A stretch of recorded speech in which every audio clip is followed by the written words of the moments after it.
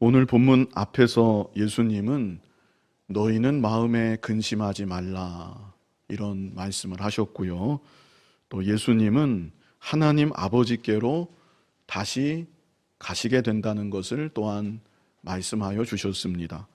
그리고 이어지는 오늘 본문 4절을 보시면 내가 어디로 가는지 그 길을 너희가 아느니라. 이것은 예수님이 어디로 가시는지 그 길을 제자들이 이미 알고 있다고 말씀하신 것입니다.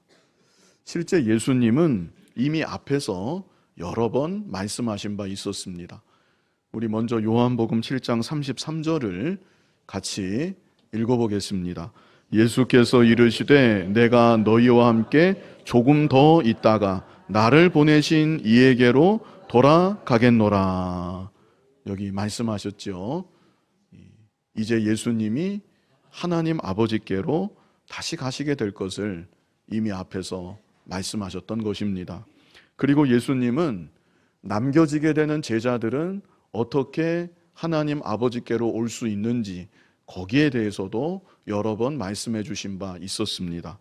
요한복음 11장 25절로 26절을 우리 같이 읽어보겠습니다. 예수께서 이르시되 나는 부활이요 생명이니 나를 믿는 자는 죽어도 살겠고 무릇 살아서 나를 믿는 자는 영원히 죽지 아니하리니 이것을 네가 믿느냐. 자, 25절을 우리 다시 보시면요. 예수께서 이르시되 나는 부활이요 생명이니 그 다음에 뭐라고 하셨습니까? 나를 믿는 자는 죽어도 살겠고 26절도 마찬가지입니다. 무릇 살아서 나를 믿는 자는 영원히 죽지 아니할 것이다. 그래서 제자들은 어떻게 하나님 아버지께로 갈 수가 있는가? 어떻게 갈 수가 있습니까? 예수님을 믿음으로 갈 수가 있는 것이죠. 요한복음 3장 16절에도 우리 잘 아는 요절인데요. 같이 읽어보겠습니다. 하나님이 세상을 이처럼 사랑하사 독생자를 주셨으니 이는 그를 믿는 자마다 멸망하지 않고 영생을 얻게 하려 하심이라. 이렇게 예수님이 하나님 아버지께로 다시 가실 것, 그것을 말씀해 주셨고, 그뿐 아니라 남게 되는 제자들은 어떻게 하나님 아버지께로 갈 수가 있는지 이미 말씀해 주셨던 것입니다. 그리고 나서 그렇기 때문에 본문 4절에 이런 말씀하신 것이죠. 내가 어디로 가는지 그 길을 너희가 아느니라. 자, 그런데 도마가 예수님 이 말씀 끝에 예수님께 여쭙습니다. 우리 5절을 같이 읽어보겠습니다. 도마가 이르되 주여 주께서 어디로 가시는지 우리가 알지 못하거늘 그 길을 어찌 알겠사옵나이까. 안타깝지만 이것은 도마만의 문제는 아닙니다. 도마만이 아니라 지금 다른 모든 제자들도 예수님 말씀을 알 듯 모를 듯 알쏭달쏭 하는 가운데 이렇게 듣고 있는 것이죠. 도마가 자기가 먼저 나서서 주여 주께서 어디로 가시는지 우리가 알지 못하거늘 주님 지금 우리는 주님이 어디로 가신다고 말씀하시는지 그것도 지금 잘 모르겠습니다. 그런데 어떻게 우리가 아버지께로 가는 그 길을 알 수가 있겠습니까? 이렇게 도마가 말한 것이죠. 이때 예수님께서 너무나 중요한 유명한 요절의 말씀을 6절에 남기시죠. 우리 6절 같이 읽어보겠습니다. 예수께서 이르시되 내가 곧 길이요 진리요 생명이니 나로 말미암지 않고는 아버지께로 올 자가 없느니라. 아멘. 너무나 귀한 말씀입니다. 도마의 그 물음에 예수님이 답변하시면서 앞에서도 이미 말씀하신 바 있지만 더 분명하게, 더 확실하게 귀한 말씀을 여기 이렇게 남겨주신 것이죠. 우리 말에는 정관사라는 것이 없습니다. 그래서 내가 곧 길이요 진리요 생명이니 이렇게만 번역을 했는데요. 원문에는 길, 진리, 생명 이 세 단어 앞에 정관사가 각각 붙어 있습니다. 그래서 내가 곧 그 길이요, 그 진리요, 그 생명이니, 이런 의미입니다. 다시 말하면 예수님만이 단 하나밖에 없는 유일한 길이시요, 예수님만이 단 하나밖에 없는 유일한 진리시요, 예수님만이 단 하나밖에 없는 유일한 생명이시라는 것을 예수님께서 친히 말씀해 주신 것입니다. 지금 우리가 사는 이 시대는 다원주의 시대입니다. 다양한 생각들, 다양한 의견들 다 포용해야 되고 다 존중해야 된다는 것이 다원주의적 사고입니다. 물론 어느 면에서는 맞는 말이고 그런 포용성이 우리 사회에는 꼭 필요할 것입니다. 그러나 진리의 영역에서만큼은, 우리 신앙의 영역에서만큼은 다원주의 사고는 매우 위험합니다. 또 상대주의라는 것도 있습니다. 상대주의는 이런 것이죠.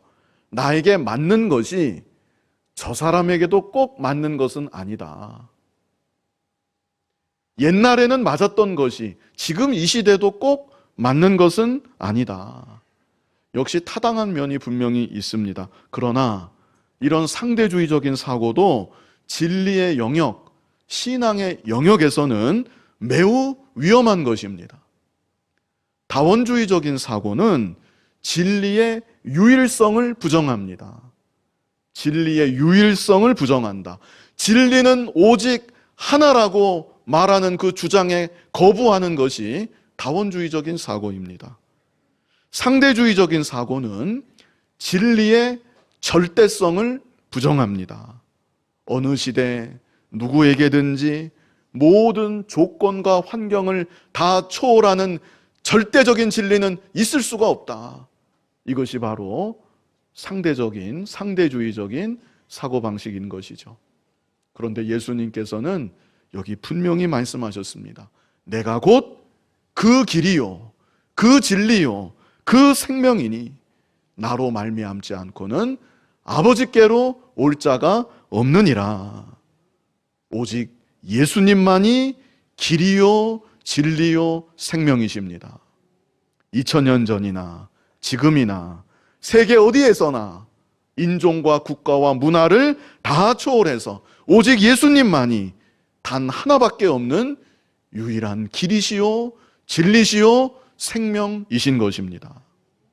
그렇다면 어떻게 예수님만이 길이요, 진리요, 생명이신가? 남은 시간 이에 대하여서 좀 더 구체적으로 생각해 보며 함께 은혜 나누고자 합니다. 먼저 예수님만이 길이십니다. 예수님만이 무엇이라고요? 길이십니다. 길이라는 것이 무엇입니까? 길이라는 것은 어떤 목적지를 향해 가게 되는 수단이나 방편이라고 할 수 있습니다. 그런데 예수님은 우리가 하나님 아버지께로 갈 수 있는 유일한 단 하나밖에 없는 길이신 것입니다. 이 세상의 모든 인생들은 죄로 인하여서 하나님 아버지와 단절되어 있었습니다. 우리 로마서 3장 9절로 12절을 뜻을 생각하면서 같이 읽어보겠습니다. 그러면 어떠하냐? 우리는 나으냐? 결코 아니라 유대인이나 헬라인이나 다 죄 아래 있다고 우리가 이미 선언하였느니라. 기록된 바 의인은 없나니 하나도 없으며 깨닫는 자도 없고 하나님을 찾는 자도 없고 다 치우쳐 함께 무익하게 되고 선을 행하는 자는 없나니 하나도 없도다. 아멘. 10절을 다시 보시면요, 기록된 바 의인은 없나니 하나도 없으며 이렇게 말씀하고 있습니다. 물론 상대적으로 비교하면 조금 나은 사람, 조금 착한 사람이 있겠지요. 그러나 하나님 앞에서는, 그 절대적인 선이시고 의이신 하나님 앞에서는 우리 모두는 다 죄인이라는 것입니다. 당장 눈으로 보기에는 내 손이 깨끗한 것처럼 보여도 현미경으로 들여다보면 이 손에 세균들이 득실할 것입니다. 지금 우리가 있는 이 공간이 깨끗한 것처럼 보일지라도 환한 빛이 비춰지게 되면 그 빛 속에 수많은 먼지들이 정신없이 왔다 갔다 하는 것이 분명 보이게 될 것입니다. 하물며 하나님의 영광 앞에, 그 어떤 빛보다도 더 밝은 하나님의 영광 앞에 나의 말과 나의 행실이, 그리고 내 안에 숨겨져 있는 깊은 생각까지 다 낱낱이 드러나게 되겠는데, 우리 중에 그 누구가 나는 죄가 없습니다, 나는 정결합니다, 어떻게 감히 말할 수가 있겠습니까? 우리 인간은 하나님 앞에서 다 죄인일 수밖에 없는 것입니다. 그러므로 우리는 거룩하신 하나님 앞에 다가갈 수가 없습니다. 하나님과 단절이 되어서 참 빛을 모른 채 어둠 속을 헤매며 살다가 하나님의 심판을 받아 결국에는 죽어 멸망당할 수밖에 없었던 것입니다. 그런데 하나님께서 하나님의 아들 예수 그리스도를 이 땅에 보내주셨습니다. 그리고 예수님의 십자가 대속과 부활로 우리의 모든 죄가 다 담당되게 하여 주셨습니다. 이제는 누구든지 예수 그리스도의 십자가 대속과 부활을 믿기만 하면 죄사함을 받고 하나님의 자녀가 되게 하여 주시는 것입니다. 디모데전서 2장 5절을 우리 다 같이 한번 읽어보겠습니다. 하나님은 한 분이시요 또 하나님과 사람 사이에 중보자도 한 분이시니 곧 사람이신 그리스도 예수라. 아멘. 중보자는 몇 분이십니까? 한 분이시다. 곧 사람이신 그리스도 예수라. 사람의 모습으로 이 땅에 찾아와 주셔서 우리의 죄를 대신 지시고 십자가에 못 박혀 죽으시고 3일 만에 부활하신 예수 그리스도만이 우리와 하나님 사이를 중보하시는 중보자이시라는 것입니다. 사도행전 4장 12절을 우리 같이 한번 읽어보겠습니다. 다른 이로서는 구원을 받을 수 없나니 천하 사람 중에 구원을 받을 만한 다른 이름을 우리에게 주신 일이 없음이라 하였더라. 아멘. 구원받을 다른 이름을 우리에게 주신 일이 없습니다.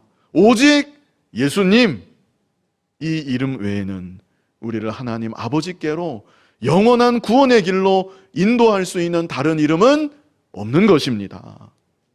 그래서 예수님은 우리가 하나님 아버지께로 갈 수 있는 유일한 길이십니다. 그뿐 아니라 예수님은 우리가 날마다의 삶 가운데 걸어가야 할 바른 길이시기도 합니다. 예수님을 믿는 것이 하나님의 자녀가 되어서 죽은 뒤에 천국 가는, 죽은 다음에 하나님 아버지께로 가는 단지 그것만을 의미하지 않습니다. 예수님을 참으로 믿는다면 잠시 사는 이 세상을 살아가는 동안에도 바른 길을 걸어가게 되는 것입니다. 그 바른 길은 어떤 길인가? 다름 아닌 날마다 예수님을 나의 주님이시라 고백하며 주님의 뜻대로 순종하는 길이고, 주님이 보여주신 그 발자취를 따라 걸어가는 길, 그 길이 바로 바른 길인 것입니다. 우리 마태복음 7장 13절로 14절을 같이 읽어보겠습니다. 좁은 문으로 들어가라. 멸망으로 인도하는 문은 크고 그 길이 넓어 그리로 들어가는 자가 많고, 생명으로 인도하는 문은 좁고 길이 협착하여 찾는 자가 적음이라. 아멘. 우리는 좁은 문으로 반드시 들어가야 합니다. 그리고 좁은 길로 계속해서 걸어가야 합니다. 여기서 좁은 문으로 들어간다는 것은 예수님을 믿는 것을 의미하는 것입니다. 예수님을 믿는 것은 단회적인 일입니다. 그러나 예수님을 믿은 뒤로 좁은 길로 계속해서 걸어가는 것, 그것은 오늘도 내일도 계속해서 걸어가야 되는 것입니다. 그것은 날마다의, 또 순간마다 믿음의 선택이라고 할 수가 있습니다. 우리는 예수님을 믿을 뿐 아니라 예수님을 믿은 이후로는 예수님이 진정 나의 주님이시라 고백하면서 주님의 뜻대로 순종하며 좁은 길을 계속해서 걸어가야 되는 것입니다. 예수님이 이런 말씀도 하셨습니다. 마태복음 16장 24절 우리 같이 읽어보겠습니다. 이에 예수께서 제자들에게 이르시되 누구든지 나를 따라오려거든 자기를 부인하고 자기 십자가를 지고 나를 따를 것이니라. 아멘. 이것이 또한 좁은 길이 아니겠는가.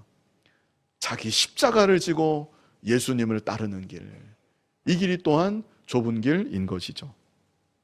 내 인생의 유일한 길이신 예수님을 믿으시고 예수님을 믿으실 뿐 아니라 예수님이 나의 주님이시라는 사실을 날마다 고백하면서 주님의 말씀 따라 주님의 길, 또 자기를 부인하고 자기 십자가를 지고 주님을 따르는 좁은 길로 계속해서 걸어가는 여러분이 다 되시기를 바랍니다. 다음으로 예수님만이 진리이십니다. 예수님만이 길이시고 또 예수님만이 진리이십니다. 예수님만이 진리이시라는 것도 두 가지 측면에서 우리가 생각해 볼 수 있겠습니다. 먼저 예수님은 하나님 아버지에 대한 진리를 우리에게 알게 하십니다. 이보다 더 큰 진리가 어디에 있겠습니까? 하나님 아버지에 대한 진리. 예수님은 그 진리를 알게 하여 주시는 우리 주님이신 것이죠. 하나님 아버지는 우리 눈에 보이지 않습니다. 우리 눈으로 볼 수도 없습니다. 그런데 예수님께서 이 땅에 사람의 모습으로 오셔서 자기 자신을 통해 하나님 아버지를 보여주셨고 하나님 아버지에 대한 많은 진리를 우리로 하여금 알게 하여 주신 것입니다. 요한복음 14장 7절을 우리 같이 한번 읽어보겠습니다. 너희가 나를 알았더라면 내 아버지도 알았으리로다. 이제부터는 너희가 그를 알았고 또 보았느니라. 제자들을 향해서 이제부터는 너희가 그 하나님 아버지죠? 하나님 아버지를 알았다. 또 하나님 아버지를 보았다. 예수님이 이렇게 말씀하시는 거예요. 그랬더니 이번에는 빌립이 말을 합니다. 여기 8절을 보시면 빌립이 이르되 주여 아버지를 우리에게 보여주옵소서. 그리하면 촉하겠나이다. 아니 예수님 말씀만 그렇게 하지 마시고 하나님 아버지를 좀 보여주십시오. 그러면 정말 좋겠습니다. 예수님 말씀을 아직 이해하지 못하는 것이죠. 예수님이 다시 9절에 말씀하십니다. 우리 9절 같이 읽어보겠습니다. 예수께서 이르시되 빌립아 내가 이렇게 오래 너희와 함께 있으되 네가 나를 알지 못하느냐. 나를 본 자는 아버지를 보았거늘 어찌하여 아버지를 보이라 하느냐. 예수님이 이렇게 빌립에게 또다시 말씀해 주셨습니다. 그리고 요한복음 1장 18절에는요 이런 말씀도 있습니다. 우리 같이 읽어보겠습니다. 본래 하나님을 본 사람이 없으되 아버지 품속에 있는 독생하신 하나님이 나타내셨느니라. 아멘. 얼마나 놀라운 말씀입니까? 본래 하나님을 본 사람이 있습니까? 없습니까? 없습니다. 하나님 아버지를 본 사람은 아무도 없습니다. 그런데 아버지 품속에 있는 독생하신 하나님이 나타내셨느니라. 우리에게 나타나셨고 예수님을 통해 하나님 아버지를 보게 하여 주셨다는 것이죠. 그렇다면 예수님을 통해 우리에게 보여주신 하나님은 어떤 하나님이실까? 몇 가지만, 중요한 몇 가지만 생각해 보면요. 전능하신 하나님이십니다. 어떤 하나님이시라고요? 전능하신 하나님.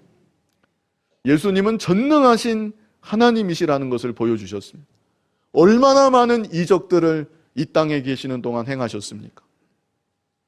물이 변하여 포도주가 되는 이적을 행하셨고 38년 된 병자를 고쳐주기도 하셨고 떡 5개 물고기 2마리로 5,000명을 먹이기도 하셨고 풍랑이는 바다 위를 자연 법칙을 초월해서 예수님이 그 위를 걸어오기도 하셨고 날 때부터 맹인되었던 자의 눈을 뜨게도 하여 주셨고 죽은 지 나흘이나 지난 나사로를 살리기까지 하셨습니다. 예수님은 이 모든 일들을 통하여서 천지 만물을 창조하신 창조주의 전능하심을 친히 나타내 보여주셨던 것입니다. 그리고 예수님은 또한 우리에게 거룩하신 하나님을 보여주셨습니다. 전능하신 하나님을 보여주셨고 또 거룩하신 하나님을 보여주셨습니다. 이 세상 만물은 다 거짓되고 다 더럽습니다. 사람이 되었든지 피조세계가 되었든지 죄로 인하여서 다 오염이 되었고 원래의 모습을 상실하고 만 것이죠. 그러나 하나님만은 죄와 상관없이 거룩하신 하나님이십니다. 그래서 하나님은 지극히 존귀하신 하나님이시기도 한 것입니다. 죄가 없으시다는 것. 우리 이사야 53장 7절을 같이 한번 읽어보겠습니다. 그가 곤욕을 당하여 괴로울 때에도 그의 입을 열지 아니하였으며 마치 도수장으로 끌려가는 어린 양과 털 깎는 자 앞에서 잠잠한 양같이 그의 입을 열지 아니하였도다. 우리 예수님은 극한의 고통 속에서도, 극한의 고난과 수치와 멸시 속에서도 그 입으로 죄를 짓지 아니하신 예수님이셨습니다. 히브리서 4장 15절에도 우리 같이 한번 읽어보겠습니다. 우리에게 있는 대제사장은 우리의 연약함을 동정하지 못하실 이가 아니요 모든 일에 우리와 똑같이 시험을 받으시니로되 죄는 없으시니라. 뭐는 없으시다고요? 죄는 없으시니라. 거룩하신 하나님을 이렇게 우리에게 나타내 보여주셨습니다. 그리고 하나님은 사랑과 공의의 하나님이시라는 것을 우리에게 또한 보여주셨습니다. 예수님은 성육신 하신 것 그 자체가 무한하신 사랑을 우리에게 보여주신 것입니다. 하늘 영광을 다 내려놓으시고 우리 위에 낮고 천한 이 땅에 우리와 같은 모습으로 찾아와 주신 것, 이것이 얼마나 놀라운 사랑입니까? 그 외에도 사랑과 자비의 하나님이시라는 것을 얼마나 많이 보여주셨고, 우리 지금 보고 있는 내용에서는 이 제자들 깨닫지 못하고 엉뚱한 말만 하고 그러다가 결국에는 예수님을 버리고 다 도망가고 예수님을 배반할 제자들이지만, 그런 제자들임을 다 알고 계시지만 그럼에도 예수님은 이런 제자들을 끝까지 사랑하여 주셨습니다. 그리고 예수님은 공의의 하나님을 또한 우리에게 보여주셨죠. 죄에 대해서는 진노하시는 하나님, 기록된 말씀대로 심판이 있다는 것을 말씀하시는 그런 모습을 통해 예수님은 공의의 하나님을 우리에게 또한 나타내 보여주셨던 것입니다. 많은 말씀들이 있지만 한 부분만 우리 같이 보면요, 마가복음 9장 47절로 49절, 이게 예수님이 하신 말씀입니다. 예수님이 이런 말씀도 하셨다는 것을 우리는 마음에 잘 새겨두어야 합니다. 지옥에 대한 말씀인데요, 예수님이 직접 하신 말씀입니다. 우리 47절로 49절 뜻을 생각하면서 같이 읽어보겠습니다. 만일 네 눈이 너를 범죄하게 하거든 빼버리라. 한 눈으로 하나님의 나라에 들어가는 것이 두 눈을 가지고 지옥에 던져지는 것보다 나으니라. 거기에서는 구더기도 죽지 않고 불도 꺼지지 아니하느니라. 사람마다 불로써 소금치듯함을 받으리라. 이 얼마나 두려운 말씀입니까? 지옥에 대해서 이보다 더 심각하게, 더 두렵게, 생경하게 말씀하고 있는 구절이 성경 어디에 또 있습니까? 예수님께서 친히 지옥에 대해서, 지옥의 심판이 있다는 것을 이렇게 말씀하여 주셨던 것이죠. 그래서 예수님은 몇 가지 우리 보았지만 하나님 아버지에 대한 진리를 우리에게 조목조목 알게 하시고 분명히 깨닫도록 하시는 예수님이신 것입니다. 그리고 예수님은 하나님 아버지에 대한 진리만이 아니라 삶의 모든 영역에서 참된 것을 우리에게 알게 하여 주십니다. 그래서 예수님이 진리이신 것입니다. 지금 이 세상은 옳고 그른 것을 모릅니다. 무엇이 옳은 것인지 무엇이 그른 것인지 이 세상은 분별하지 못합니다. 오히려 거짓된 것, 오히려 헛된 것, 어리석은 것, 그런 것들을 좋아하고 그런 것들을 부러워하고 심지어는 그런 것들을 일생 쫓아가게끔 만드는 것이 이 세상입니다. 그러나 우리들은 예수님을 통하여서 하나님 아버지에 대한 진리를 바로 알 수 있을 뿐 아니라 삶의 모든 영역에서 무엇이 참된 것인지, 무엇이 정말로 귀하고 가치 있는 것인지, 무엇이 영원한 것인지 우리는 예수님으로 인하여서 분별할 수가 있는 것입니다. 그러므로 우리가 어떻게 살아가야 되겠습니까? 진리를 모르는 이 세상, 참된 것을 모르는 이 세상, 그런 이 세상을 따라서 어리석은 모습으로 함께 살아가는 것이 아니라 참 진리이신 예수님을 통하여서 하나님 아버지를, 그 크신 하나님 아버지를 점점 더 깊이 알아나가고 그뿐 아니라 날마다 참된 것을 선택하고 복된 길로 걸어가는 저와 여러분이 다 되어야 하겠습니다. 마지막으로 예수님만이 생명이십니다. 예수님만이 생명이시다. 이것도 역시 두 가지 측면에서 생각해 볼 수 있겠는데요. 먼저 예수님은 우리에게 영생을 주십니다. 우리에게 뭘 주신다고요? 영생을 주십니다. 우리 잘 아는 요한복음 3장 16절 다시 한번 같이 해보시겠습니다. 하나님이 세상을 이처럼 사랑하사 독생자를 주셨으니 이는 그를 믿는 자마다 멸망하지 않고 영생을 얻게 하려 하심이라. 아멘. 예수님을 믿는 자마다 멸망하지 않고 무엇을 얻는다고요? 영생을 얻는다. 예수님을 믿으면 영생을 얻습니다. 그래서 예수님을 믿는 우리들은 하나님의 자녀로 이 세상을 살다가 우리 육신의 생명이 다하는 그날, 그 순간 천국에 가서 영원토록 안식과 복락을 누리게 되는 것입니다. 요한복음 10장 20절로 27절로 28절을 보면 예수님이 이런 말씀도 하셨습니다. 우리 같이 한번 읽어보겠습니다.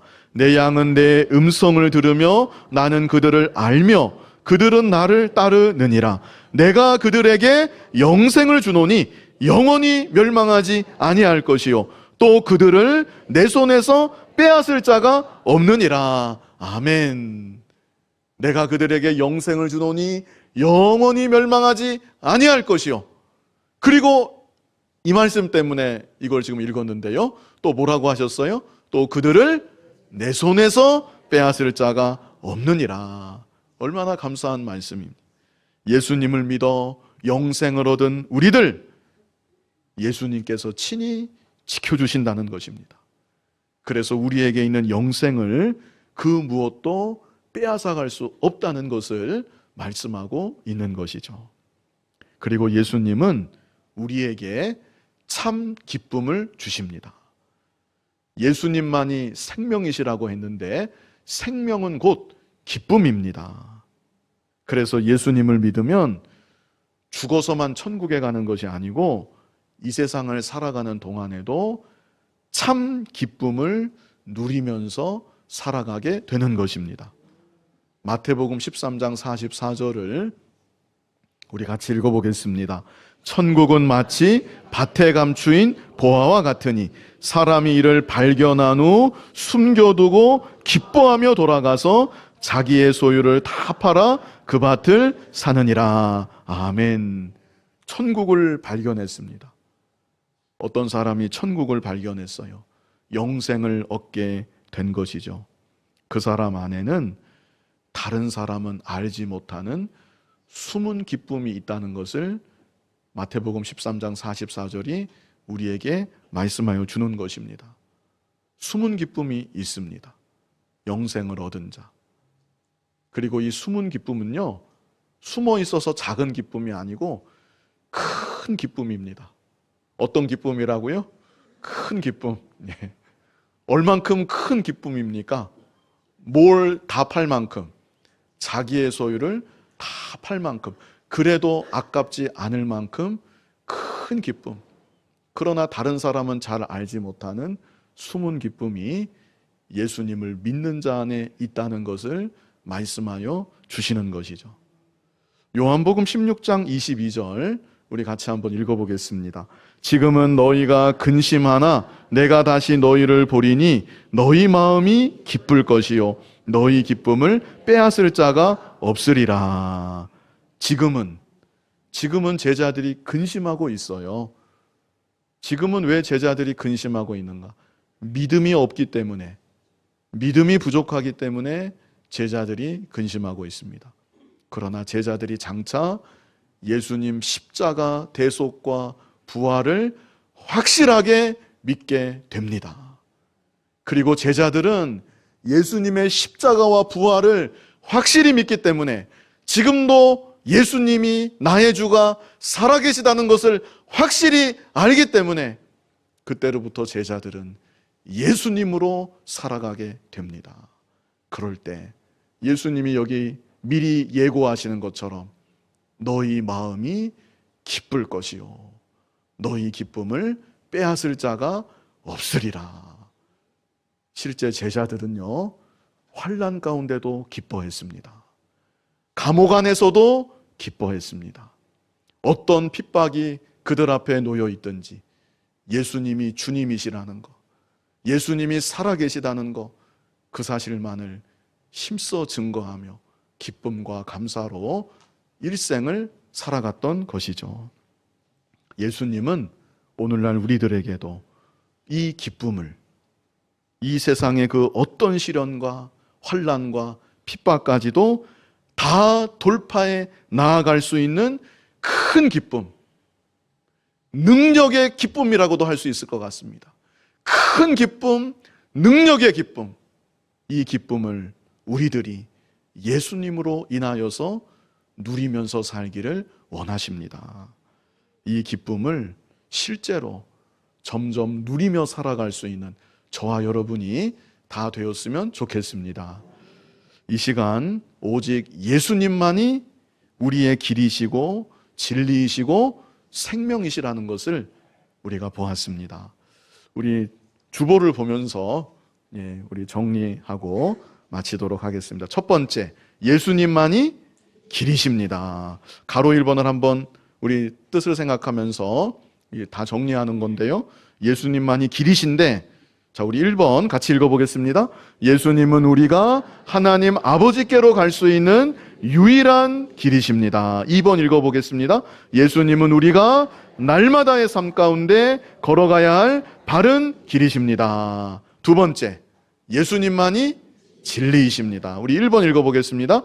예수님은 우리에게 하나님 아버지에 대한 진리를 알게 하십니다. 2번, 예수님은 우리에게 삶의 모든 영역에서 참된 것을 알게 하십니다. 마지막 세 번째, 예수님만이 생명이십니다. 우리 1번 읽어보겠습니다. 예수님은 우리에게 영생을 주십니다. 2번, 예수님은 우리에게 참 기쁨을 주십니다.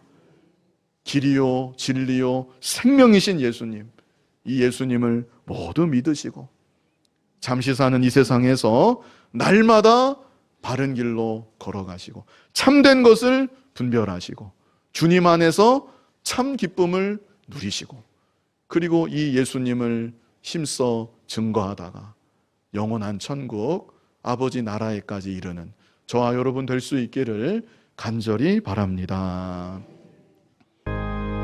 거룩하신 아버지 하나님, 우리들에게 크신 은혜 베풀어 주셔서 길이요 진리요 생명이신 예수님을 온전히 믿게 하여 주시고 예수님이 나의 주님이시라고 고백하며 주님을 위해 주님을 증거하며 일생 살아가는 우리들이 다 되게 하여 주시옵소서. 예수님 이름으로 기도하옵나이다. 아멘.